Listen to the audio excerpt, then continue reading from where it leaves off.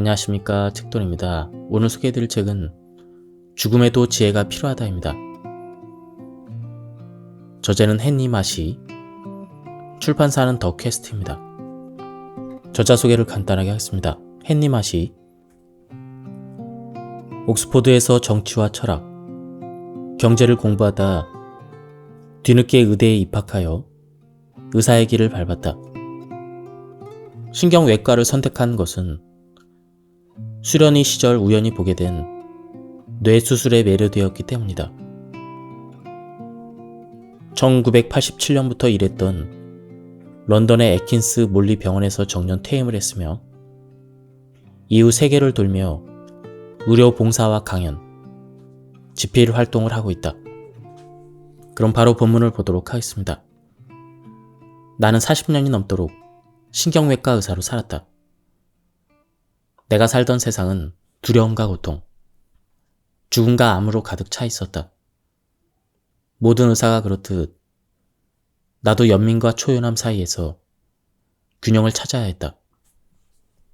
균형을 찾는 것은 때때로 매우 힘든 일이었다.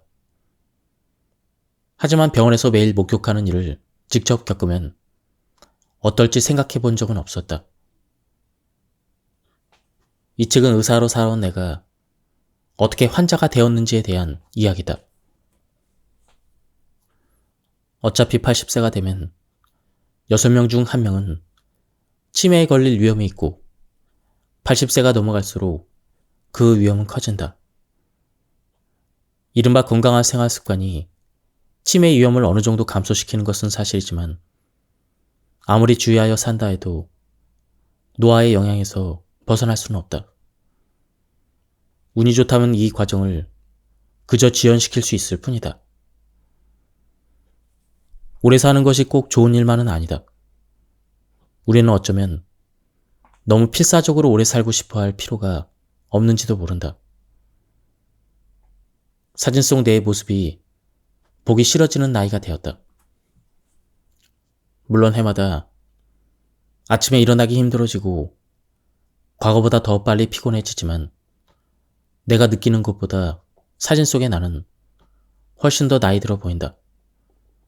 내 환자들도 그랬다.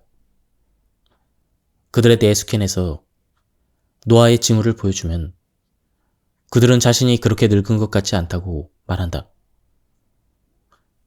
우리는 나이가 들면서 피부에 생기는 주름은 받아들이지만 내면의 자아와 뇌에 생긴 주름은 받아들이기 힘들어한다.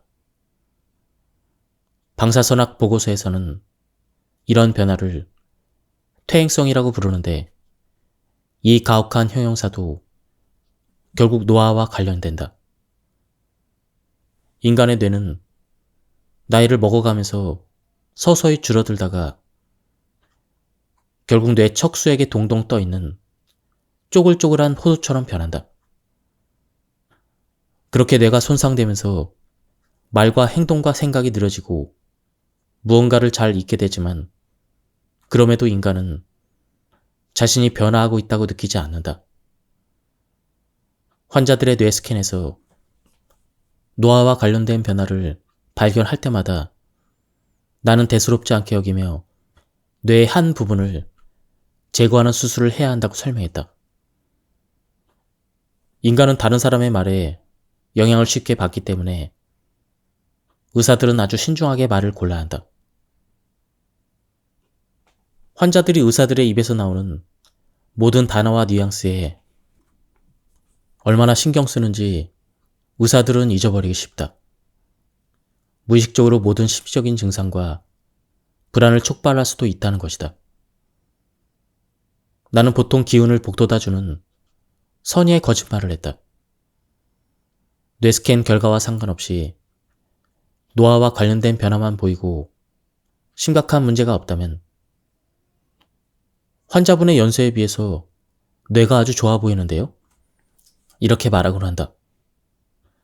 환자들은 훨씬 나아진 기분으로 행복하게 웃으며 진료실을 떠난다.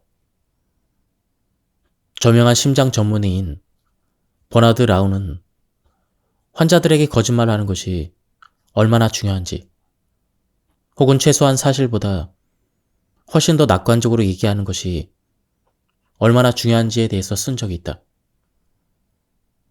신부전으로 죽음의 문턱까지 간 환자들이 매우 긍정적인 태도로 몸을 회복하고 생존한 사례들을 보여주면서 그렇게 설명하는 것이다. 희망은 의사들이 마음껏 처방할 수 있는 가장 귀한 약이다. 생존 가능성이 5%라고 얘기하는 것은 생존 가능성이 95%라고 얘기하는 것과 거의 비슷한 효과를 발휘한다.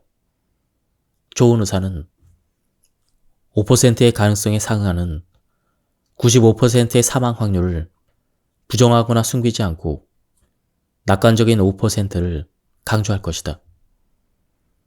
이것은 판도라의 상자이다.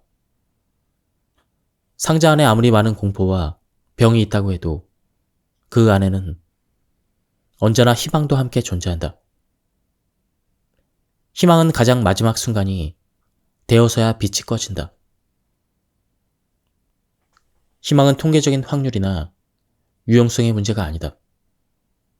희망은 마음의 상태이며 우리 뇌에서 마음의 상태는 곧 신체의 상태이다. 그리고 우리 뇌는 신체와 밀접하게 연결되어 있다. 다정하고 희망적인 태도가 암을 치료한다거나 영원히 살게 해준다는 얘기를 하려는 게 아니다. 인간의 마음은 항상 모든 사건을 하나의 이유로 설명하려 하지만 대부분의 질병은 여러 가지 다양한 요소에 영향을 받은 산물이다. 희망의 유무도 그중 하나이다. 교과서에는 불치병 진단을 받아들이는데 몇 가지 단계를 거친다고 나온다. 불신의 단계, 공포와 부정을 반복하는 단계, 지푸라기라도 잡으려는 단계, 협상, 분노, 절망의 단계를 거쳐 마침내 현실을 받아들인다. 아마도 실제 사람들의 반응은 이처럼 단순하지 않겠지만 나는 너무 늦게 병원을 찾아온 나 자신을 탓하는 혹독한 시계를 겪었다. 눈물을 펑펑 쏟으며 스스로를 저주했고 나의 어리석음 때문에 일어난 일을 케이트에게 사과하고 또 사과했다. 그럼에도 왜 이런 일이 나에게? 라는 질문을 던지지 않았다.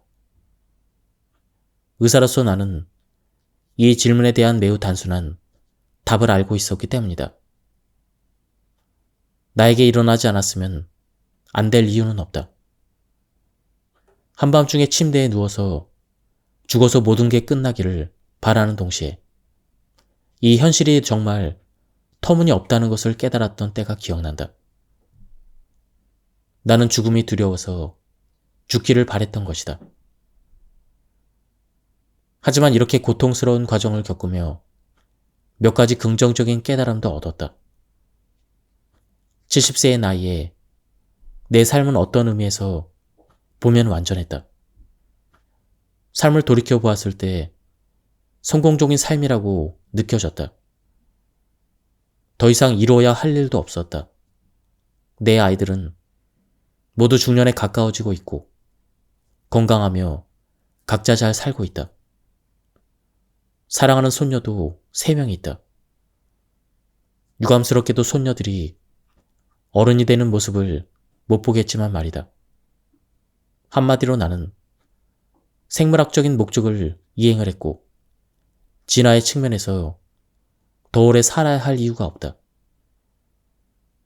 나는 좋은 시기, 좋은 장소에서 태어났을 뿐만 아니라 부모님에게 지금과 같은 교육을 받을 수 있었던 것 모두 정말 운이 좋았다.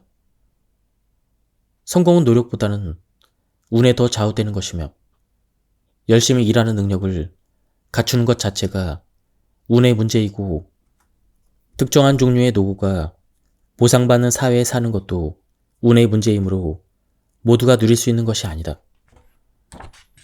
나는 내 일에서 충분히 인정받을 만큼 성공을 거두었다. 세계 곳곳을 여행했고 산과 사막, 정글, 많은 유명 도시들을 방문했으며 여러 국가의 친구들이 있다. 이제 더 여행하고 싶은 곳이 없다. 소녀들을 포함한 후손들도 내가 누렸던 많은 기회를 누릴 수 있을지는 모르겠다. 나는 많은 실수를 저질렀고 내 열정과 야망으로 다른 사람들을 짓밟기도 했다. 모든 일을 직접 하겠다는 결심에 너무 많은 시간과 에너지를 쏟았다. 내가 만든 지붕들은 비가 올 때마다 모조리 물이 샌다. 그럼에도 나에게는 사랑하는 가족과 정말 좋은 친구들이 있다. 내가 더 살아야 할 가장 중요한 이유는 아내 케이트와 가족, 친구들을 위해서이다. 인간은 완전히 사회적인 동물이다.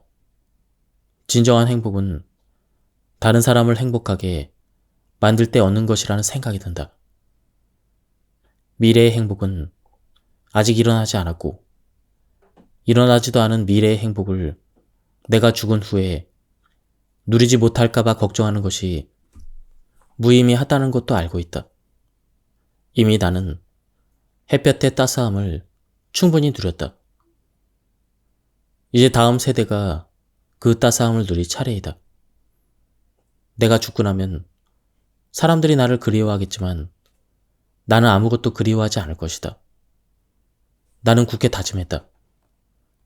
곧 죽을 것이라는 생각에 우울하게 지낸 것을 후회하고 싶지 않다. 나를 위해서뿐만 아니라 다른 사람들을 위해서도 현재 내 삶을 최대한 누려야 한다. 그럼에도 불구하고 쉬운 일은 아니었다. 연이은 절망과 불안의 파도가 덮쳐도 나는 다시 일어섰지만 항상 또 다른 파도가 다가왔다.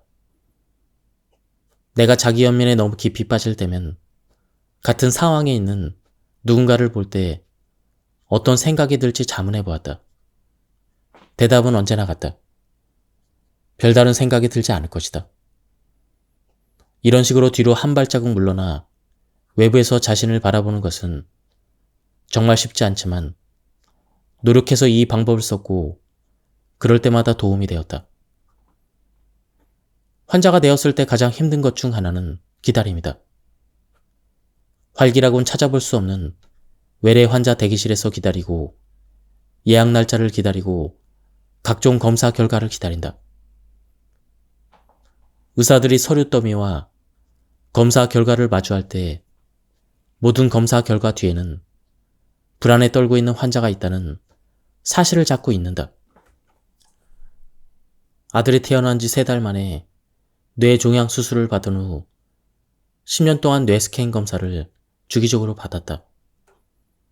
그때 아이 엄마와 나는 검사 결과를 기다리는 고통이 무엇인지 배웠다. 의사 본인이나 자신의 가족이 아프기 전까지는 이해하기 힘든 고통이었다. 만약 전립선암으로 몇 년 안에 세상을 떠난다면 그것도 그렇게 나쁜 일만은 아니라는 생각을 했다.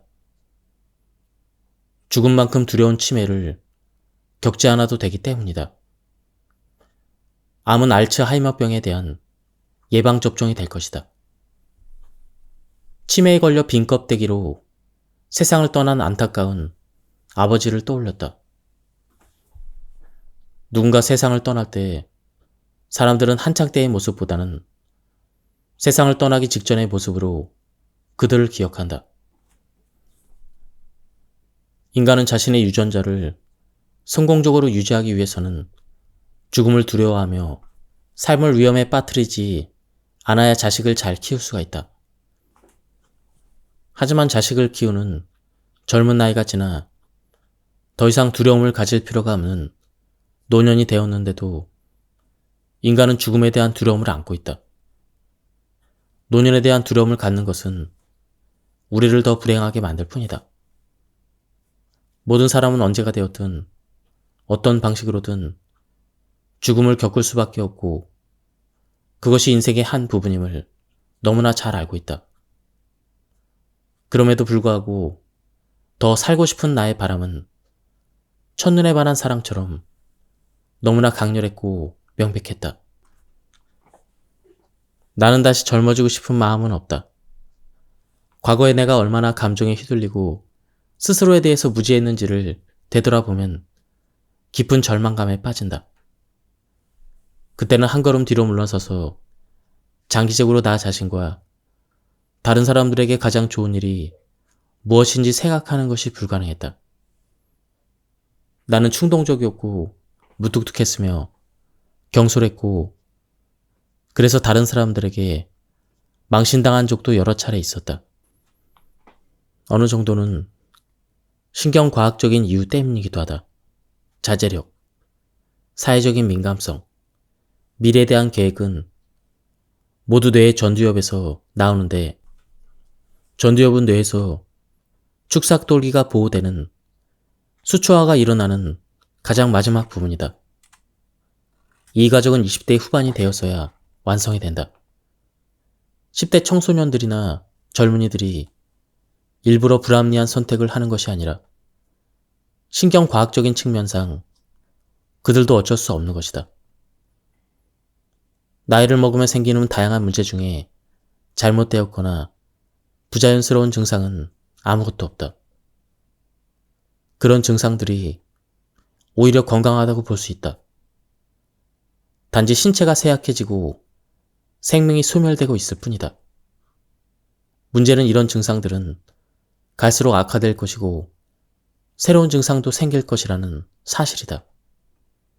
젊은 시절에는 넘치는 호르몬으로 상승의 시기에 있다가 중년이 되면 안정기에 접어들고 가족과 일로 바쁜 시기를 보내지만 노년에는 운이 좋다면 취미를 즐기고 손주들과 시간을 보내며 인생의 내리막을 걸어가는 일밖에 남지 않는다. 나이가 들면 젊은 때와는 달라진 사고방식이 필요하다. 상황이 점점 나빠질 수밖에 없기 때문에 수렵 채진민인 피라앙족처럼 현재를 최대한 누리고 현재를 살기 위해 더 노력해야 한다. 실제로 대부분의 설문조사에 따르면 사람들은 노년에 접어들면서 더 행복해진다고 한다. 아마도 더 이상 고군분투하거나 경쟁하지 않아도 되고 질병이 삶을 지배하기 시작하기 전까지는 그래도 주어진 운명을 순순히 받아들이기 때문이다. 물론 병에 걸리면 죽음이 다가온다는 사실을 받아들이기보다는 더 살고 싶은 바람이 더 강렬하겠지만 말이다. 전립선 암 때문에 의료적 거세를 1년 동안 진행하고 나니 운동하기가 점점 힘들어졌다. 운동하는 게 두려워졌고 운동을 미루기 위해 변명거리를 끊임없이 생각해냈다. 테스토스테론이 부족해서 의지력이 약해진 것인지 근육이 약해진 것인지 어쩌면 둘 다일 수 있다. 운동을 점점 즐기지 못하게 되었지만 운동을 하고 나면 엄청난 이완과 맑은 정신을 누릴 수가 있다. 나를 견디게 해준 것은 노년에 대한 두려움과 혐오, 호르몬 치료와 더불어 바로 이 운동의 힘이었다. 나는 암이 아닌 나 자신과 치료의 부작용과 싸우고 있었다. 운동 후에 오는 행복감은 신경 전달 물질 체계인 뇌의 칸다비노이드 체계 덕분이다. 뇌에 관한 다른 부분처럼 어떤 작용으로 이런 현상이 일어나는지는 명확히 밝혀지지 않았다. 연구 결과에 따르면 이런 감정은 매일 정기적으로 최소한 20분씩 운동하는 사람들에게 일어난다. 나는 거의 경험해 본 적이 없지만 진지한 러너들은 러너스 하이에 대해서 이야기한다. 3시간에서 4시간 이상 지속적으로 운동을 할 때만 경험할 수 있다고 알려져 있는데 아편 유도체와 비슷한 화학물질인 엔돌핀 분비와 관련이 있다고 한다. 이런 현상에 대한 신경과학적인 이유는 여전히 밝혀지지 않았다. 어쩌면 그렇게 오래 달리는 것이 고통스럽기 때문에 거꾸로 엔돌핀이 분비되는 것일지도 모른다. 분명한 사실은 운동이 힘들게 느껴지지만 반복적으로 하다 보면 이후의 결과를 즐기게 된다는 것이다. 그 사실을 알고 있음에도 불구하고 미래에 누릴 크나큰 이익을 위해 현재의 편안함을 희생하는 것이 왜 그렇게 힘든지 이상하게 느껴질 뿐이다. 물고기뿐만 아니라 인간도 다른 영장류들보다 훨씬 더 오래 산다. 인간의 이런 현상을 설명하는 가장 타당한 이론은 할머니 가설이다. 인간이 특별한 점은 할머니가 다음 세대의 양육에 참여한다는 것인데 이것이 다른 영장류에 비해 수명이 긴 이유라는 것이다. 할머니는 딸이 더 많은 아이를 낳을수록 도와주는 역할을 하므로 할머니의 수명을 연장시키는 유전자가 그렇지 않은 유전자에 비해 상대적으로 살아남는 데 유리할 것이다. 번식은 단순히 아이를 낳는 것에서 그치는 것이 아니라 잘 키워서 자녀와 손주들이 스스로 번식을 이어갈 수 있도록 돕는 것도 포함되어 있다. 우리가 죽음을 두려워하지 않고 위험한 일에 거부감을 느끼지 않는다면 삶의 위험도가 커져 우리의 자식과 유전자는 살아남기 힘들 것이다. 그러나 내 자식들이 다 컸는데도 나는 죽음에 대한 두려움을 노년에 접어든 지금까지도 가지고 있다. 죽음에 대한 두려움은 이제 무의미하다. 나는 사후세계를 믿지 않아서 죽음을 두려워할 필요가 없다는 말이 잘 이해되지 않는다. 죽음에 대한 두려움 아래에는 죽음 그 자체와 미래가 없음에 대한 깊고 비이성적인 두려움이 있다고 생각한다. 현재의 많은 시간을 미래를 생각하는 데 쓰기 때문에 다가올 미래가 없고 현재만 남아있다고 생각하면 두려워지는 것이다. 미래가 없다는 두려움에 사로잡혀 생명 연장을 열렬히 지지하는 트랜스 휴머니스트들은 더 이상 죽음이 불가피한 것이 아니라고 주장한다. 도롱뇽의 다리가 절단된 후에 새로운 다리가 자라나고 도마뱀의 꼬리가 다시 자라나는 것처럼 적절한 과학기술의 발전이 뒷받침된다면 인간도 영원히 살 수 있다는 것이다. 우리가 얼마나 오래 살 수 있는지 결정하는 유전자를 해킹하게 될 것이며 죽음을 막기 위해 세포 과정을 바꿀 수 있다고 말한다. 오래 사는 것이 인생에서 가장 중요한 문제라는 그들의 믿음에 영향을 받은 불안하고 돈 많은 노인들은 죽음을 피할 수 있다고 믿으며 노화와 죽음에 대한 연구에 자금을 지원하고 있다. 나는 아직도 내가 수조 개의 세포라는 사실을 이해하기 매우 힘들다.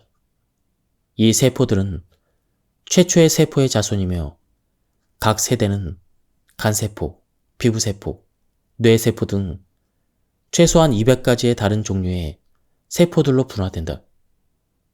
각 세포에는 내 몸 전체를 형성하는 DNA가 담겨 있지만 발달 초기의 각 세포는 분화된 역할에 적합한 특정 유전자만 발현되도록 프로그램되어 있다. 우리 신체만 자연 선택에 의해서 형성되는 것이 아니라 수조 개의 개별 세포들도 마찬가지다. 각 세포는 스스로 생존하고 번식하면서도 다른 세포들과 경쟁하지 않고 협동하도록 만들어져 있다. 세포는 자신보다 큰 전체의 일부로 남기 위해 복잡한 여러 메커니즘에 의해 견제되어야 한다. 이것이 실패하면 암이 되는 것이다. 생존하려는 힘이 삐뚤어진 방식으로 표출된 것이라고 할 수가 있다.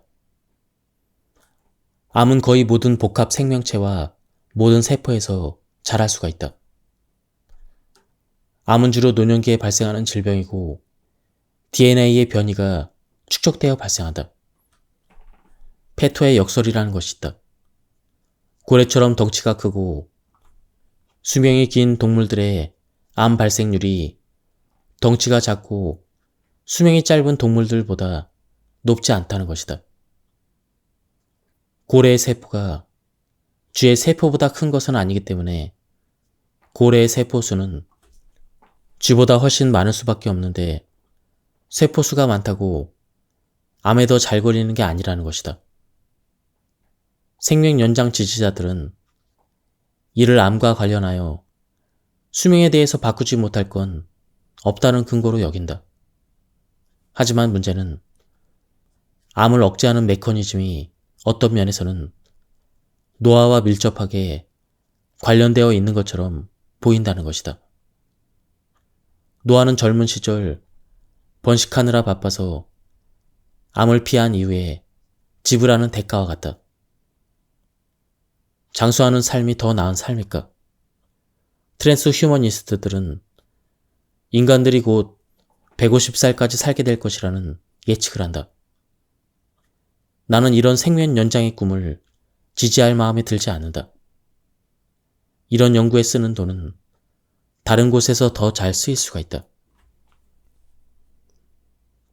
인간의 노화를 막을 수 있는 간단한 유전자 해킹이 존재할 가능성은 거의 없다.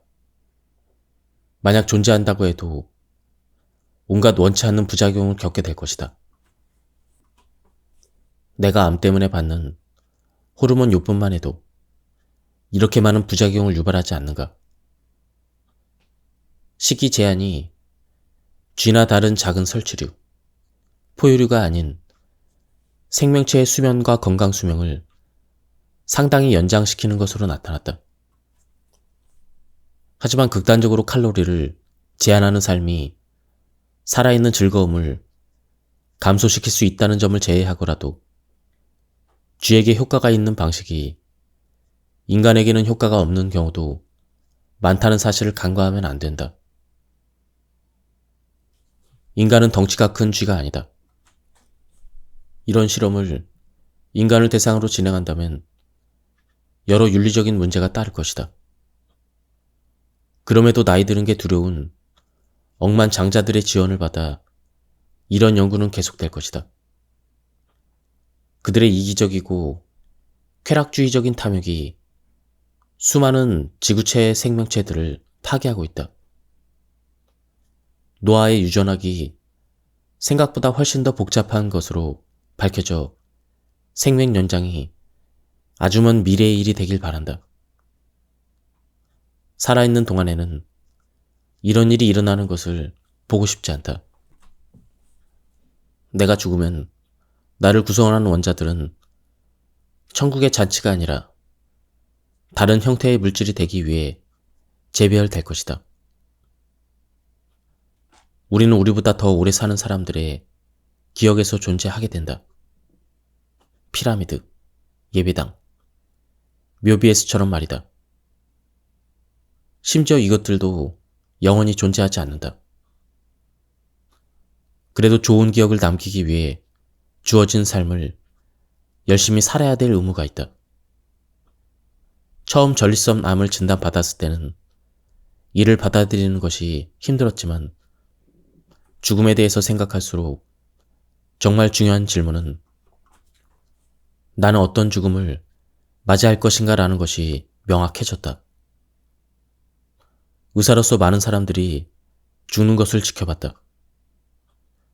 편안히 죽는 사람도 있고 그렇지 못한 사람도 있다. 죽는 방법은 매우 다양하다.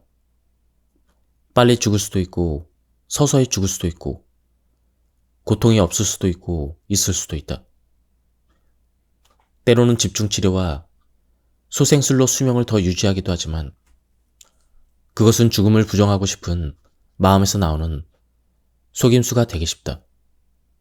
안타까운 점은 편하게 죽는 경우는 매우 드물고 대부분의 사람들은 병원에서 낯선 사람들의 보살핌을 받으며 존엄성과 자율성이 거의 없는 상태로 생을 마감한다는 사실이다.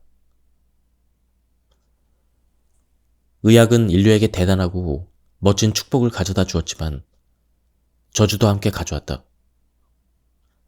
극심한 고통을 경험하는 사람은 전보다 줄었을 수 있지만 죽음은 어느 날 갑자기 일어나는 것이 아니라 고통스럽게 겪는 장기 경험이 되어버렸다. 현대의 진단 기술은 나의 경우처럼 비교적 건강할 때 질병과 죽음을 예측하고 미리 알려준다. 죽을 병에 걸렸다는 진단은 모든 것을 바꿔버린다. 전립선암은 주로 뼈로 전이된다. 그렇게 되면 매우 고통스럽고 죽음을 마주하기까지 오랜 시간이 걸릴 수가 있다. 신경외과 의사들은 마지막 단계에 있는 환자들을 한쪽 끝이 잘린 것 같은 상태라고 말한다. 이 단계까지 수술을 하지 못하면 이후에 수술을 한다 해도 큰 차도를 내지 못한다. 환자들은 완전히 마비된 채 죽음을 맞이한다. 만약 운이 좋지 않으면 사망에 이르기까지 꽤 오랜 시간이 걸릴 수도 있다. 만약 환자에게 살 날이 몇 달밖에 남지 않았다면 수술을 하는 것은 큰 의미가 없다. 이미 다리를 잃은 환자들은 수술을 통해 얻는 것이 없다. 헛된 희망을 일으켜 귀한 수술실 침대가 낭비되는 것을 지양해야 한다. 그러므로 수련 이들이 이런 환자들을 입원시키면 심한 비난을 받는다. 그리고 누군가는 환자에게 나쁜 소식을 전해야 한다. 나는 허리부터 하반신이 완전히 마비된 70세의 남성 환자를 기억하고 있다. 그는 대소변을 가리지 못하고 걸을 수 없을 뿐만 아니라 도움 없이는 침대에 앉을 수조차 없었다. 그를 입원시킨 수련이에게 소리친 뒤에 어쩔 수 없이 이 불쌍한 환자에게 소식을 전해야 했다. 늦은 오후였고 그는 병상 4개로 이루어진 전형적인 NHS 병실에 누워 있었다. 나는 커튼을 치고 그의 옆에 앉았다. 내 소개를 하자 그는 나를 희망에 찬 눈으로 바라보았다. 정확히 그에게 어떤 말을 했는지 기억나진 않지만 그가 전처럼 회복될 가능성은 없다고 얘기한 것은 기억난다. 마비 상태를 고려했을 때 집에 돌아갈 수 있다는 희망도 줄 수 없었다. 그는 장애가 있는 아내를 돌보고 있다고 말했기 때문이다. 자녀들은 모두 먼 곳에 살고 있었다. 그는 말없이 내 얘기를 듣고 있었다. 나는 그에게 인사를 건네고 병실을 떠났다. 자전거를 타고 집에 가는 길에 그에게 닥친 상황에 대해서 생각했다. 그리스에서 유래된 안락사라는 단어는 좋은 죽음을 의미한다. 죽어가는 사람들이 죽을 수 있게 의사들이 도와줄 수 있다는 개념은 새롭게 나타난 것이 아니다. 일찍이 토머스 모 경은 유토피아를 묘사하며 이런 개념을 옹호한 적이 있다. 물론 이는 독실한 신자로서 천국에 대한 확고한 믿음을 바탕으로 한 것이지만 원시시대, 수렵, 채집 사회에서도 이런 관습이 존재했다는 기록이 있다. 20세기 히틀러가 장애와 만성질환을 가진 사람들을 대량으로 학살한 것을 묘사할 때 안락사라는 단어가 쓰인 후부터는 이 단어는 매우 부정적인 의미를 얻게 되었다. 안락사는 의사가 환자의 동의 없이 환자를 죽이는 것을 의미하므로 조력존엄사와는 다르다. 조력존엄사는 환자의 자율성과 선택에 달린 행위라는 사실을 아무리 강조해도 지나치지 않다. 조력존엄사는 조력자살이라고 불렸는데 이 명칭 또한 이것은 환자의 결정에 관한 문제이고 자살은 불법이 아니라는 사실을 명확히 내포하고 있다. 과거에 합법적으로 구한 몇 가지 약물로 내 삶을 마감할 수 있는 자살 키트를 생각해 본 적이 있다. 암을 진단받은 뒤에 내 죽음이 얼마나 비참할지 상상하면서 더 절박해졌는데 자살 키트가 제대로 기능하지 않을까봐 걱정이 되었다. 과다 복용한 알약을 전부 토해낼 수 있는 것이다. 절망에 빠진 나는 의사이자 가까운 친구에게 전화를 걸었다. 그에게 암에 걸린 소식을 전하며 눈물을 터뜨렸고 앞에 앉아있던 케이트도 함께 눈물을 흘렸다. 나는 한동안 친구와 내 병에 대해서 논의했다. 그런 생각을 하기엔 아직 이른 거 아니야? 그가 물었다. 맞아. 그래도 최악의 상황에 대비하고 싶어. 내가 말했다. 나는 잠시 머뭇거리다가 얘기했다. 마지막 순간이 왔을 때 도움이 필요하다면 나를 도와줄 거라고 약속하지? 그래, 약속해. 그가 말했다. 그가 약속해준 덕분에 괴로움이 어느 정도 완화되었지만 완전히 사라지진 않았다. 물론 자살이라는 건 언제든지 할 수 있지만 적합한 약물을 얻는데 제한이 있기 때문에 끔찍한 방법을 쓸 수밖에 없다. 높은 곳에서 뛰어내리거나 목을 베거나 또는 목을 베거나 질식으로 죽어야 한다. 미국에서는 매년 2만 건의 총기 자살이 일어난다. 이렇듯 조력 없는 죽음은 당사자와 가족 모두에게 고통을 안겨준다. 돈이 있다면 취리히에 있는 디그니타스 병원처럼 스위스에 있는 병원 한 곳을 가면 된다. 다만 비용이 저렴하지 않다. 스위스에 나쁜 감정이 있는 건 아니지만 스위스에서 생을 마감하고 싶진 않다. 대부분의 사람들이 그렇듯 나도 집에서 생을 마감하고 싶다. 막상 마지막 순간이 왔을 때 자살하고 싶지 않을 수도 있다.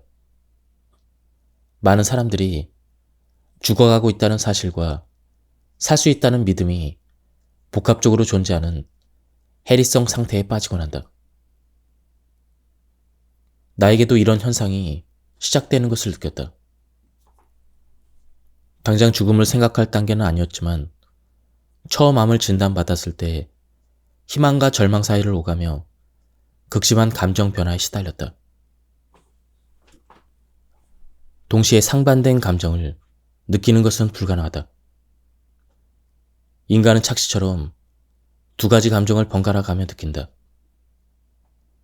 결국 미래가 없다는 확신에 직면하면서도 희망을 버릴 수 없기에 자아는 불일치하는 여러 갈래의 신념들로 분리된다. 나는 조력존엄사가 가족에게 부담을 준다는 주장은 다소 이상하게 느껴진다. 나는 내 가족을 사랑하고 그들에게 부담이 되고 싶지 않은 것은 당연하다. 하지만 동시에 내 가족 또한 나를 사랑하므로 내가 고통받는 것을 원치 않을 것이고 투병 기간이 길어져서 내가 슬프고 고통스러운 기억을 안고 비참하게 죽는 것도 원치 않을 것이다. 이것은 특정한 법적 보호장치에 따라 당사자가 직접 선택하고 결정해야 될 문제이다. 독실한 척하는 하원 의원이나 신을 두려워하는 의사들이 어떻게 살고 죽어야 하는지를 결정하게 해서는 안 된다. 병원에서 겪은 경험을 비춰보면 환자는 죽을 준비가 되었지만 가족은 떠나보낼 준비가 안 된 경우가 많이 있다. 결국 남겨질 사람들은 가족들이기 때문이다. 죽음은 한 개인의 생이 마감되는 문제일 뿐 아니라 남겨진 사람들의 비통한 삶에 관한 문제이기도 하다. 스스로 선택한 평화롭고 존엄한 죽음을 맞이할 수 있게 돕는 것은 보살핌과 사랑의 행위이다. 조력 존엄사를 반대하는 사람은 죽음에 엄청난 고통이 따른다 해도 끝까지 그것을 감내하는 것이 인간의 의무라고 얘기한다. 하지만 누군가 의무로서 감내한 고통이 이 세상에 어떤 보상을 가져다 주는지 나는 모르겠다. 조력 존엄사에 반대하는 사람은 세상에 조용히 존재하는 많은 고통과 괴로움에 대한 책임을 회피하고 있다. 지금까지 이 책에 대한 리뷰를 모두 마쳤습니다. 이 책은 죽음에 대해서 한 번 더 생각해 볼 수 있는 그런 책이었습니다. 제가 발췌에 요약해서 설명을 들었기 때문에 맥락이 많이 끊겼습니다. 책을 구해서 읽어보실 것을 추천드립니다. 여기서 리뷰를 마치도록 하겠습니다. 감사합니다. 안녕하십니까, 책돈입니다. 오늘 소개해드릴 책은 죽음에도 지혜가 필요하다입니다. 저자는 헨리 마시, 출판사는 더 퀘스트입니다. 저자 소개를 간단하게 하겠습니다. 헨리 마시, 옥스포드에서 정치와 철학, 경제를 공부하다 뒤늦게 의대에 입학하여 의사의 길을 밟았다. 신경외과를 선택한 것은 수련의 시절 우연히 보게 된 뇌수술에 매료되었기 때문이다. 1987년부터 일했던 런던의 애킨스 몰리 병원에서 정년 퇴임을 했으며 이후 세계를 돌며 의료 봉사와 강연, 집필 활동을 하고 있다. 그럼 바로 본문을 보도록 하겠습니다. 나는 40년이 넘도록 신경외과 의사로 살았다. 내가 살던 세상은 두려움과 고통, 죽음과 암으로 가득 차 있었다.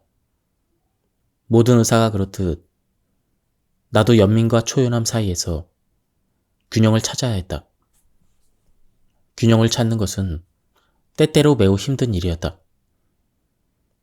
하지만 병원에서 매일 목욕하는 일을 직접 겪으면 어떨지 생각해 본 적은 없었다. 이 책은 의사로 살아온 내가 어떻게 환자가 되었는지에 대한 이야기다.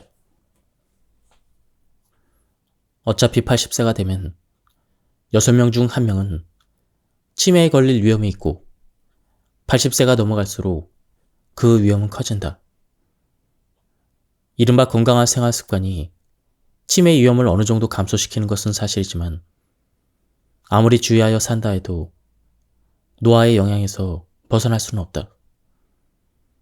운이 좋다면 이 과정을 그저 지연시킬 수 있을 뿐이다. 오래 사는 것이 꼭 좋은 일만은 아니다. 우리는 어쩌면 너무 필사적으로 오래 살고 싶어 할 필요가 없는지도 모른다. 사진 속 내 모습이 보기 싫어지는 나이가 되었다. 물론 해마다 아침에 일어나기 힘들어지고 과거보다 더 빨리 피곤해지지만 내가 느끼는 것보다 사진 속의 나는 훨씬 더 나이 들어 보인다. 내 환자들도 그랬다. 그들의 뇌 스캔에서 노화의 징후를 보여주면 그들은 자신이 그렇게 늙은 것 같지 않다고 말한다. 우리는 나이가 들면서 피부에 생기는 주름은 받아들이지만 내면의 자아와 뇌에 생긴 주름은 받아들이기 힘들어한다.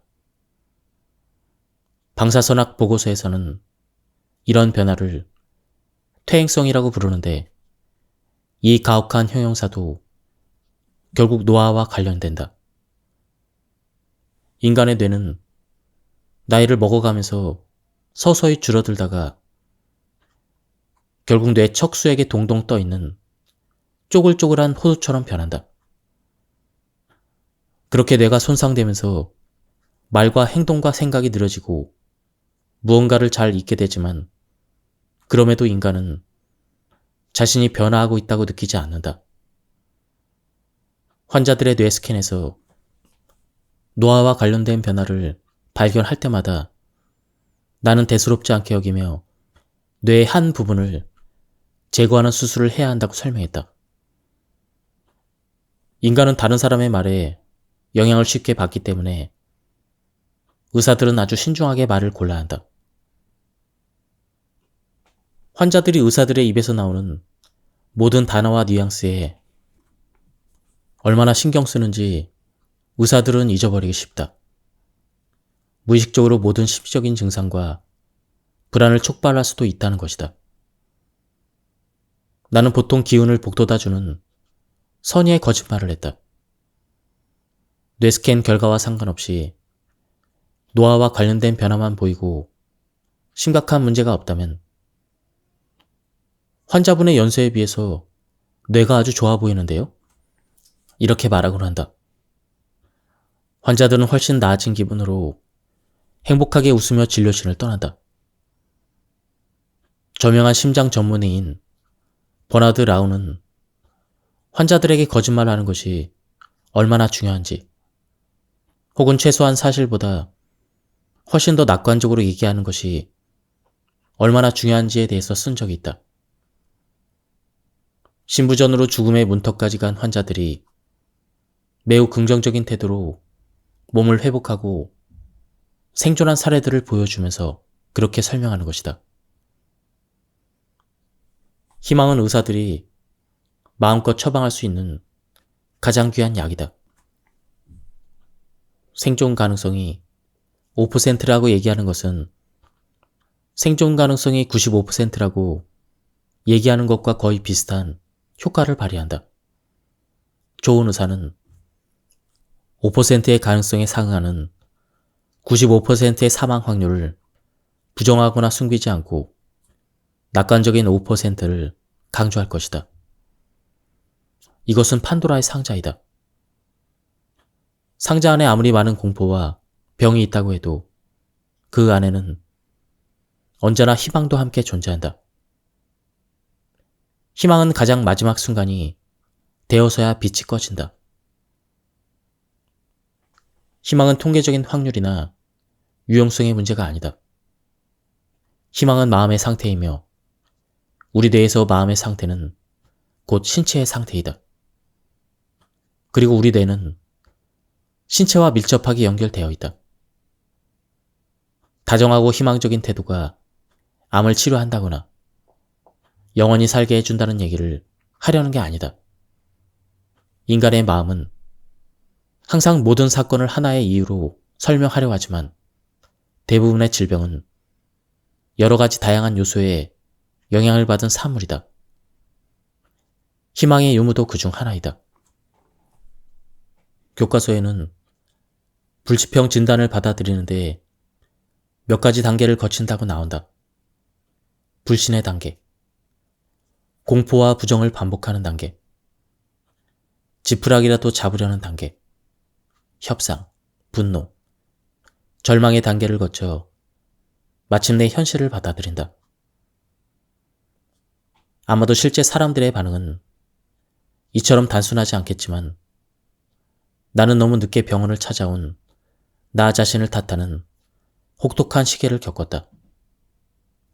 눈물을 펑펑 쏟으며 스스로를 저주했고 나의 어리석음 때문에 일어난 일을 케이트에게 사과하고 또 사과했다.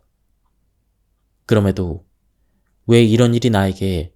라는 질문을 던지지 않았다. 의사로서 나는 이 질문에 대한 매우 단순한 답을 알고 있었기 때문이다. 나에게 일어나지 않았으면 안 될 이유는 없다. 한밤중에 침대에 누워서 죽어서 모든 게 끝나기를 바라는 동시에 이 현실이 정말 터무니없다는 것을 깨달았던 때가 기억난다. 나는 죽음이 두려워서 죽기를 바랬던 것이다. 하지만 이렇게 고통스러운 과정을 겪으며 몇 가지 긍정적인 깨달음도 얻었다. 70세의 나이에 내 삶은 어떤 의미에서 보면 완전했다. 삶을 돌이켜 보았을 때 성공적인 삶이라고 느껴졌다. 더 이상 이루어야 할 일도 없었다. 내 아이들은 모두 중년에 가까워지고 있고 건강하며 각자 잘 살고 있다. 사랑하는 손녀도 3명이 있다. 유감스럽게도 손녀들이 어른이 되는 모습을 못 보겠지만 말이다. 한마디로 나는 생물학적인 목적을 이행을 했고 진화의 측면에서 더 오래 살아야 할 이유가 없다. 나는 좋은 시기, 좋은 장소에서 태어났을 뿐만 아니라 부모님에게 지금과 같은 교육을 받을 수 있었던 것 모두 정말 운이 좋았다. 성공은 노력보다는 운에 더 좌우되는 것이며 열심히 일하는 능력을 갖추는 것 자체가 운의 문제이고 특정한 종류의 노고가 보상받는 사회에 사는 것도 운의 문제이므로 모두가 누릴 수 있는 것이 아니다. 나는 내 일에서 충분히 인정받을 만큼 성공을 거두었다. 세계 곳곳을 여행했고 산과 사막, 정글, 많은 유명 도시들을 방문했으며 여러 국가의 친구들이 있다. 이제 더 여행하고 싶은 곳이 없다. 소녀들을 포함한 후손들도 내가 누렸던 많은 기회를 누릴 수 있을지는 모르겠다. 나는 많은 실수를 저질렀고 내 열정과 야망으로 다른 사람들을 짓밟기도 했다. 모든 일을 직접 하겠다는 결심에 너무 많은 시간과 에너지를 쏟았다. 내가 만든 지붕들은 비가 올 때마다 모조리 물이 샌다. 그럼에도 나에게는 사랑하는 가족과 정말 좋은 친구들이 있다. 내가 더 살아야 할 가장 중요한 이유는 아내 케이트와 가족, 친구들을 위해서이다. 인간은 완전히 사회적인 동물이다. 진정한 행복은 다른 사람을 행복하게 만들 때 얻는 것이라는 생각이 든다. 미래의 행복은 아직 일어나지 않았고 일어나지도 않은 미래의 행복을 내가 죽은 후에 누리지 못할까봐 걱정하는 것이 무의미하다는 것도 알고 있다. 이미 나는 햇볕의 따스함을 충분히 누렸다. 이제 다음 세대가 그 따스함을 누릴 차례이다. 내가 죽고 나면 사람들이 나를 그리워하겠지만 나는 아무것도 그리워하지 않을 것이다. 나는 굳게 다짐했다. 곧 죽을 것이라는 생각에 우울하게 지낸 것을 후회하고 싶지 않다. 나를 위해서뿐만 아니라 다른 사람들을 위해서도 현재 내 삶을 최대한 누려야 한다. 그럼에도 불구하고 쉬운 일은 아니었다. 연이은 절망과 불안의 파도가 덮쳐도 나는 다시 일어섰지만 항상 또 다른 파도가 다가왔다. 내가 자기 연민에 너무 깊이 빠질 때면 같은 상황에 있는 누군가를 볼 때 어떤 생각이 들지 자문해 보았다. 대답은 언제나 같다. 별다른 생각이 들지 않을 것이다. 이런 식으로 뒤로 한 발자국 물러나 외부에서 자신을 바라보는 것은 정말 쉽지 않지만 노력해서 이 방법을 썼고 그럴 때마다 도움이 되었다. 환자가 되었을 때 가장 힘든 것 중 하나는 기다림이다. 활기라고는 찾아볼 수 없는 외래 환자 대기실에서 기다리고 예약 날짜를 기다리고 각종 검사 결과를 기다린다. 의사들이 서류 더미와 검사 결과를 마주할 때 모든 검사 결과 뒤에는 불안에 떨고 있는 환자가 있다는 사실을 잡고 있는다.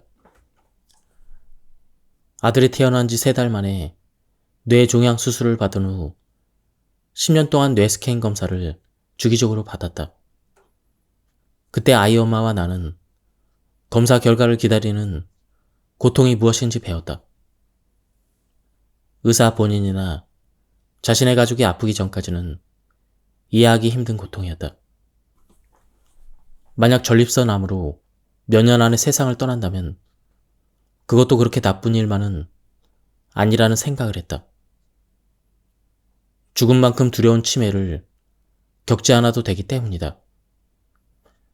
암은 알츠하이머병에 대한 예방접종이 될 것이다. 치매에 걸려 빈 껍데기로 세상을 떠난 안타까운 아버지를 떠올렸다. 누군가 세상을 떠날 때 사람들은 한창 때의 모습보다는 세상을 떠나기 직전의 모습으로 그들을 기억한다. 인간은 자신의 유전자를 성공적으로 유지하기 위해서는 죽음을 두려워하며 삶을 위험에 빠뜨리지 않아야 자식을 잘 키울 수가 있다. 하지만 자식을 키우는 젊은 나이가 지나 더 이상 두려움을 가질 필요가 없는 노년이 되었는데도 인간은 죽음에 대한 두려움을 안고 있다. 노년에 대한 두려움을 갖는 것은 우리를 더 불행하게 만들 뿐이다. 모든 사람은 언제가 되었든 어떤 방식으로든 죽음을 겪을 수밖에 없고 그것이 인생의 한 부분임을 너무나 잘 알고 있다. 그럼에도 불구하고 더 살고 싶은 나의 바람은 첫눈에 반한 사랑처럼 너무나 강렬했고 명백했다. 나는 다시 젊어지고 싶은 마음은 없다. 과거에 내가 얼마나 감정에 휘둘리고 스스로에 대해서 무지했는지를 되돌아보면 깊은 절망감에 빠진다. 그때는 한 걸음 뒤로 물러서서 장기적으로 나 자신과 다른 사람들에게 가장 좋은 일이 무엇인지 생각하는 것이 불가능했다. 나는 충동적이었고 무뚝뚝했으며 경솔했고 그래서 다른 사람들에게 망신당한 적도 여러 차례 있었다. 어느 정도는 신경과학적인 이유 때문이기도 하다. 자제력, 사회적인 민감성, 미래에 대한 계획은 모두 뇌의 전두엽에서 나오는데 전두엽은 뇌에서 축삭돌기가 보호되는 수초화가 일어나는 가장 마지막 부분이다. 이 과정은 20대 후반이 되어서야 완성이 된다. 10대 청소년들이나 젊은이들이 일부러 불합리한 선택을 하는 것이 아니라 신경과학적인 측면상 그들도 어쩔 수 없는 것이다. 나이를 먹으면 생기는 다양한 문제 중에 잘못되었거나 부자연스러운 증상은 아무것도 없다. 그런 증상들이 오히려 건강하다고 볼 수 있다. 단지 신체가 쇠약해지고 생명이 소멸되고 있을 뿐이다. 문제는 이런 증상들은 갈수록 악화될 것이고 새로운 증상도 생길 것이라는 사실이다. 젊은 시절에는 넘치는 호르몬으로 상승의 시기에 있다가 중년이 되면 안정기에 접어들고 가족과 일로 바쁜 시기를 보내지만 노년에는 운이 좋다면 취미를 즐기고 손주들과 시간을 보내며 인생의 내리막을 걸어가는 일밖에 남지 않는다. 나이가 들면 젊은 때와는 달라진 사고방식이 필요하다. 상황이 점점 나빠질 수밖에 없기 때문에 수렵 채진민인 피라앙족처럼 현재를 최대한 누리고 현재를 살기 위해 더 노력해야 한다. 실제로 대부분의 설문조사에 따르면 사람들은 노년에 접어들면서 더 행복해진다고 한다. 아마도 더 이상 고군분투하거나 경쟁하지 않아도 되고 질병이 삶을 지배하기 시작하기 전까지는 그래도 주어진 운명을 순순히 받아들이기 때문이다.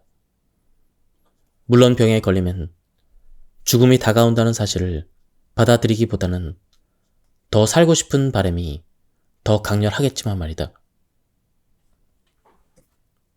전립선 암 때문에 의료적 거세를 1년 동안 진행하고 나니 운동하기가 점점 힘들어졌다. 운동하는 게 두려워졌고 운동을 미루기 위해 변명거리를 끊임없이 생각해냈다. 테스토스테론이 부족해서 의지력이 약해진 것인지 근육이 약해진 것인지 어쩌면 둘 다일 수 있다. 운동을 점점 즐기지 못하게 되었지만 운동을 하고 나면 엄청난 이완과 맑은 정신을 누릴 수가 있다. 나를 견디게 해준 것은 노년에 대한 두려움과 혐오, 호르몬 치료와 더불어 바로 이 운동의 힘이었다. 나는 암이 아닌 나 자신과 치료의 부작용과 싸우고 있었다. 운동 후에 오는 행복감은 신경 전달 물질 체계인 뇌 칸다비노이드 체계 덕분이다. 뇌에 관한 다른 부분처럼 어떤 작용으로 이런 현상이 일어나는지는 명확히 밝혀지지 않았다. 연구 결과에 따르면 이런 감정은 매일 정기적으로 최소한 20분씩 운동하는 사람들에게 일어난다.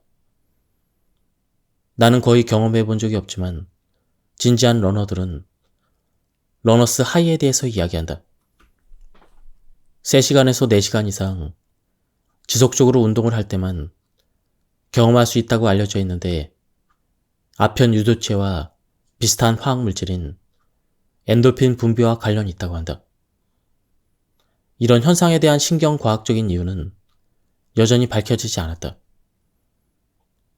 어쩌면 그렇게 오래 달리는 것이 고통스럽기 때문에 거꾸로 엔돌핀이 분비되는 것일지도 모른다. 분명한 사실은 운동이 힘들게 느껴지지만 반복적으로 하다 보면 이후의 결과를 즐기게 된다는 것이다. 그 사실을 알고 있음에도 불구하고 미래에 누릴 크나큰 이익을 위해 현재의 편안함을 희생하는 것이 왜 그렇게 힘든지 이상하게 느껴질 뿐이다. 물고기뿐만 아니라 인간도 다른 영장류들보다 훨씬 더 오래 산다. 인간의 이런 현상을 설명하는 가장 타당한 이론은 할머니 가설이다. 인간이 특별한 점은 할머니가 다음 세대의 양육에 참여한다는 것인데 이것이 다른 영장류에 비해 수명이 긴 이유라는 것이다. 할머니는 딸이 더 많은 아이를 낳을수록 도와주는 역할을 하므로 할머니의 수명을 연장시키는 유전자가 그렇지 않은 유전자에 비해 상대적으로 살아남는 데 유리할 것이다. 번식은 단순히 아이를 낳는 것에서 그치는 것이 아니라 잘 키워서 자녀와 손주들이 스스로 번식을 이어갈 수 있도록 돕는 것도 포함되어 있다. 우리가 죽음을 두려워하지 않고 위험한 일에 거부감을 느끼지 않는다면 삶의 위험도가 커져 우리의 자식과 유전자는 살아남기 힘들 것이다. 그러나 내 자식들이 다 컸는데도 나는 죽음에 대한 두려움을 노년에 접어든 지금까지도 가지고 있다. 죽음에 대한 두려움은 이제 무의미하다. 나는 사후 세계를 믿지 않아서 죽음을 두려워할 필요가 없다는 말이 잘 이해되지 않는다. 죽음에 대한 두려움 아래에는 죽음 그 자체와 미래가 없음에 대한 깊고 비이성적인 두려움이 있다고 생각한다.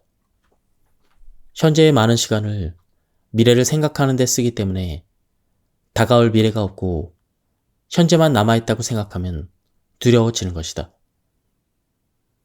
미래가 없다는 두려움에 사로잡혀 생명 연장을 열렬히 지지하는 트랜스 휴머니스트들은 더 이상 죽음이 불가피한 것이 아니라고 주장한다.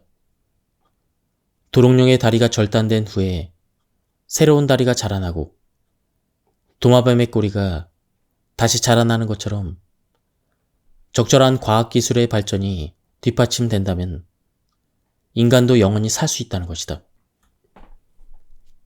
우리가 얼마나 오래 살 수 있는지 결정하는 유전자를 해킹하게 될 것이며 죽음을 막기 위해 세포 과정을 바꿀 수 있다고 말한다.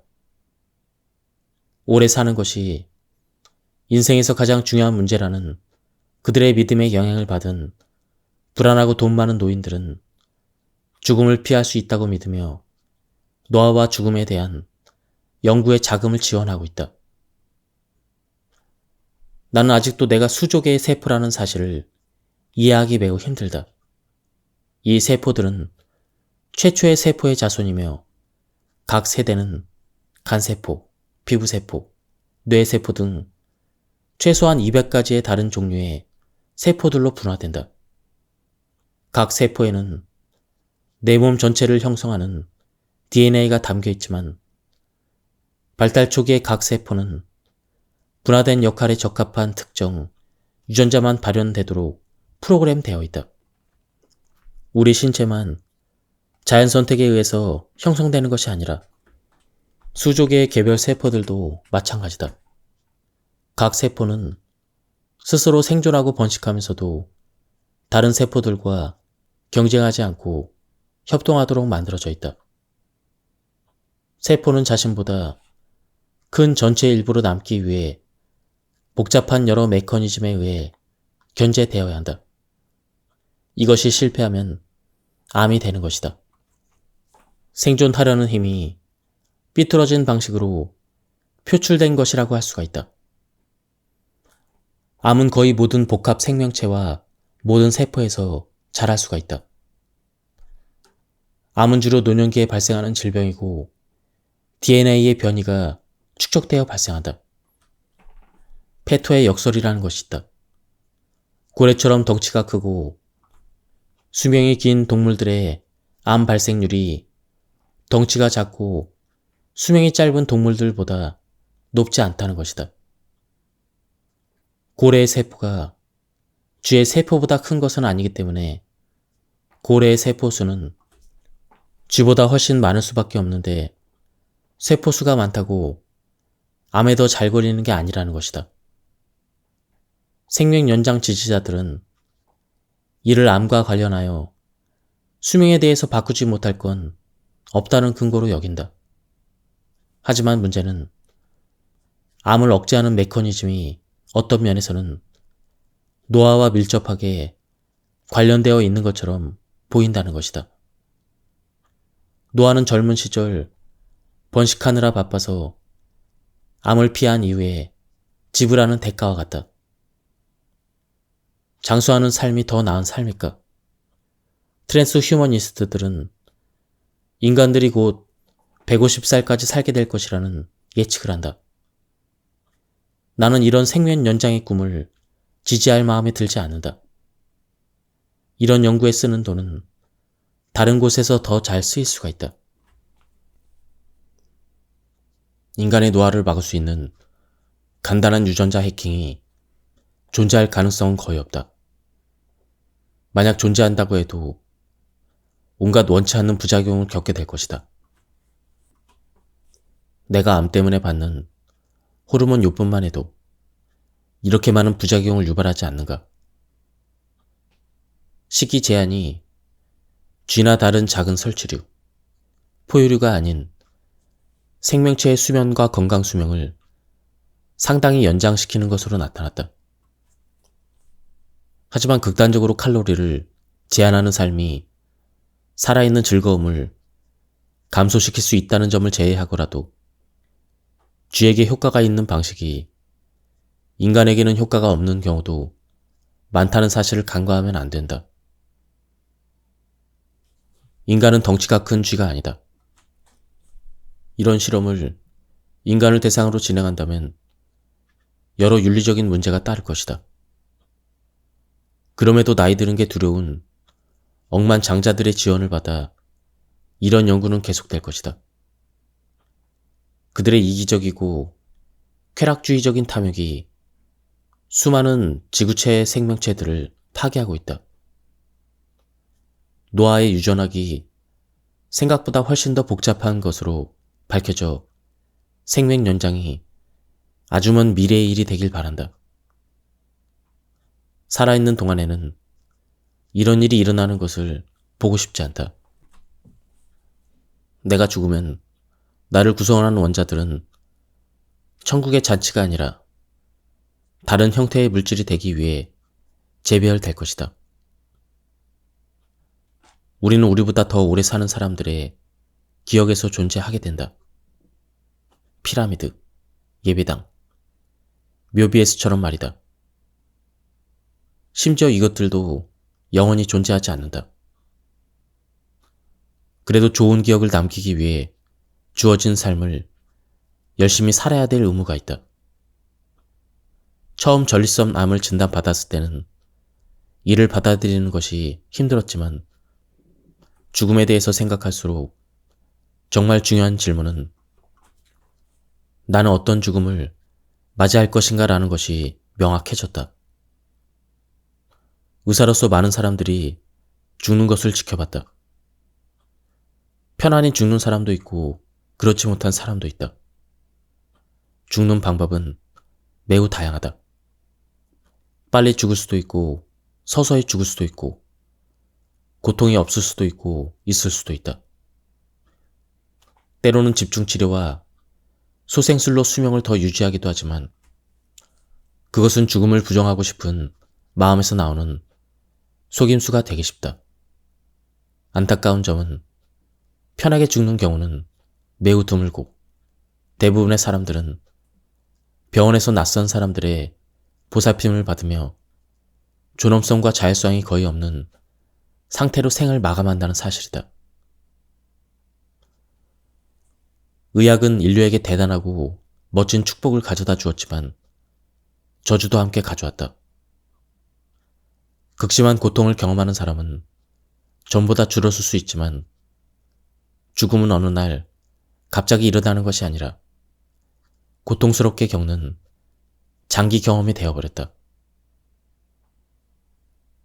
현대의 진단 기술은 나의 경우처럼 비교적 건강할 때 질병과 죽음을 예측하고 미리 알려준다. 죽을 병에 걸렸다는 진단은 모든 것을 바꿔버린다. 전립선암은 주로 뼈로 전이된다.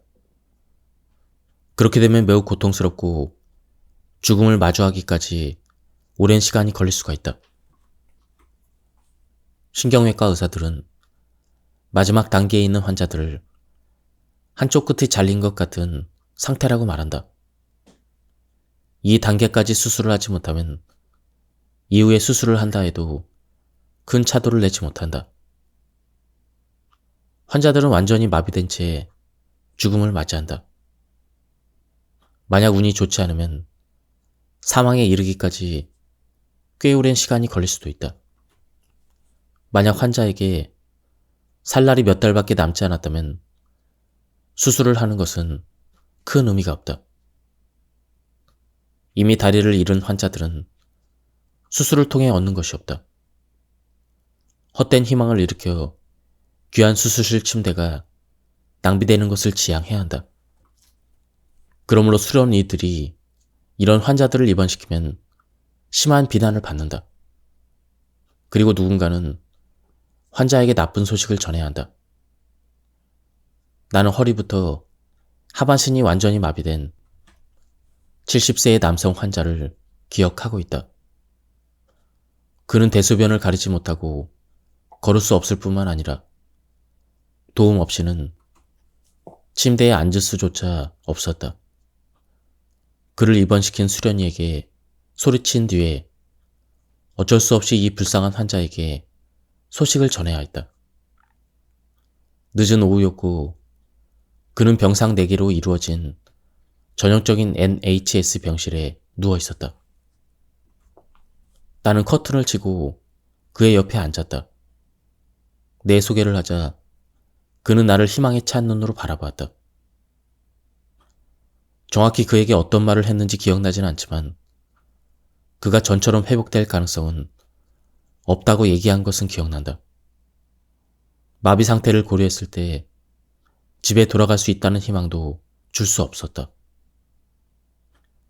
그는 장애가 있는 아내를 돌보고 있다고 말했기 때문이다. 자녀들은 모두 먼 곳에 살고 있었다. 그는 말없이 내 얘기를 듣고 있었다. 나는 그에게 인사를 건네고 병실을 떠났다. 자전거를 타고 집에 가는 길에 그에게 닥친 상황에 대해서 생각했다. 그리스에서 유래된 안락사라는 단어는 좋은 죽음을 의미한다. 죽어가는 사람들이 죽을 수 있게 의사들이 도와줄 수 있다는 개념은 새롭게 나타난 것이 아니다. 일찍이 토머스 모 경은 유토피아를 묘사하며 이런 개념을 옹호한 적이 있다. 물론 이는 독실한 신자로서 천국에 대한 확고한 믿음을 바탕으로 한 것이지만 원시시대, 수렵, 채집 사회에서도 이런 관습이 존재했다는 기록이 있다. 20세기 히틀러가 장애와 만성질환을 가진 사람들을 대량으로 학살한 것을 묘사할 때 안락사라는 단어가 쓰인 후부터는 이 단어는 매우 부정적인 의미를 얻게 되었다.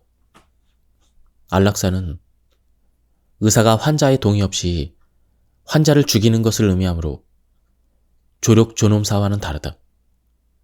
조력존엄사는 환자의 자율성과 선택에 달린 행위라는 사실을 아무리 강조해도 지나치지 않다.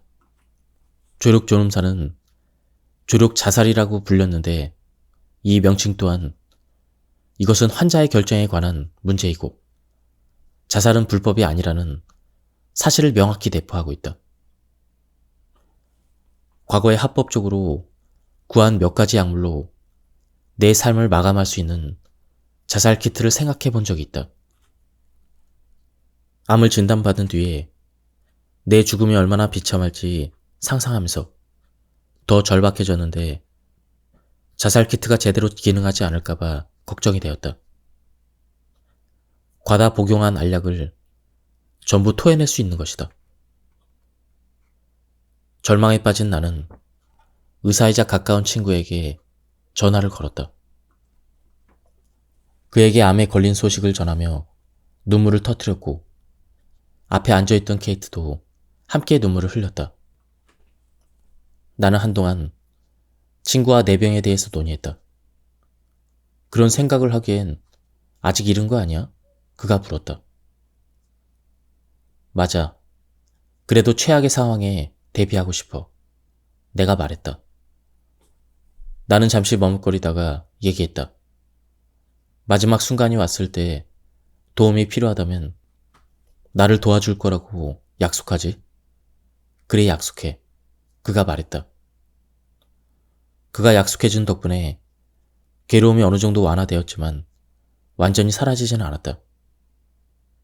물론 자살이라는 건 언제든지 할 수 있지만 적합한 약물을 얻는데 제한이 있기 때문에 끔찍한 방법을 쓸 수밖에 없다. 높은 곳에서 뛰어내리거나 목을 베거나 또는 목을 베거나 질식으로 죽어야 한다. 미국에서는 매년 2만 건의 총기 자살이 일어난다. 이렇듯 조력 없는 죽음은 당사자와 가족 모두에게 고통을 안겨준다. 돈이 있다면 취리히에 있는 디그니타스 병원처럼 스위스에 있는 병원 한 곳을 가면 된다. 다만 비용이 저렴하지 않다. 스위스에 나쁜 감정이 있는 건 아니지만 스위스에서 생을 마감하고 싶진 않다. 대부분의 사람들이 그렇듯 나도 집에서 생을 마감하고 싶다. 막상 마지막 순간이 왔을 때 자살하고 싶지 않을 수도 있다. 많은 사람들이 죽어가고 있다는 사실과 살 수 있다는 믿음이 복합적으로 존재하는 해리성 상태에 빠지곤 한다. 나에게도 이런 현상이 시작되는 것을 느꼈다. 당장 죽음을 생각할 단계는 아니었지만 처음 암을 진단받았을 때 희망과 절망 사이를 오가며 극심한 감정 변화에 시달렸다. 동시에 상반된 감정을 느끼는 것은 불가능하다. 인간은 착시처럼 두 가지 감정을 번갈아 가며 느낀다. 결국 미래가 없다는 확신에 직면하면서도 희망을 버릴 수 없기에 자아는 불일치하는 여러 갈래의 신념들로 분리된다. 나는 조력존엄사가 가족에게 부담을 준다는 주장은 다소 이상하게 느껴진다. 나는 내 가족을 사랑하고 그들에게 부담이 되고 싶지 않은 것은 당연하다. 하지만 동시에 내 가족 또한 나를 사랑하므로 내가 고통받는 것을 원치 않을 것이고 투병 기간이 길어져서 내가 슬프고 고통스러운 기억을 안고 비참하게 죽는 것도 원치 않을 것이다. 이것은 특정한 법적 보호장치에 따라 당사자가 직접 선택하고 결정해야 될 문제이다. 독실한 척하는 하원 의원이나 신을 두려워하는 의사들이 어떻게 살고 죽어야 하는지를 결정하게 해서는 안 된다. 병원에서 겪은 경험을 비춰보면 환자는 죽을 준비가 되었지만 가족은 떠나보낼 준비가 안 된 경우가 많이 있다. 결국 남겨질 사람들은 가족들이기 때문이다. 죽음은 한 개인의 생이 마감되는 문제일 뿐 아니라 남겨진 사람들의 비통한 삶에 관한 문제이기도 하다. 스스로 선택한 평화롭고 존엄한 죽음을 맞이할 수 있게 돕는 것은 보살핌과 사랑의 행위이다. 조력 존엄사를 반대하는 사람은 죽음에 엄청난 고통이 따른다 해도 끝까지 그것을 감내하는 것이 인간의 의무라고 얘기한다. 하지만 누군가 의무로서 감내한 고통이 이 세상에 어떤 보상을 가져다 주는지 나는 모르겠다. 조력 존엄사에 반대하는 사람은 세상에 조용히 존재하는 많은 고통과 괴로움에 대한 책임을 회피하고 있다. 지금까지 이 책에 대한 리뷰를 모두 마쳤습니다. 이 책은 죽음에 대해서 한 번 더 생각해 볼 수 있는 그런 책이었습니다. 제가 발췌에 요약해서 설명을 드렸기 때문에 맥락이 많이 끊겼습니다. 책을 구해서 읽어보실 것을 추천드립니다. 여기서 리뷰를 마치도록 하겠습니다. 감사합니다.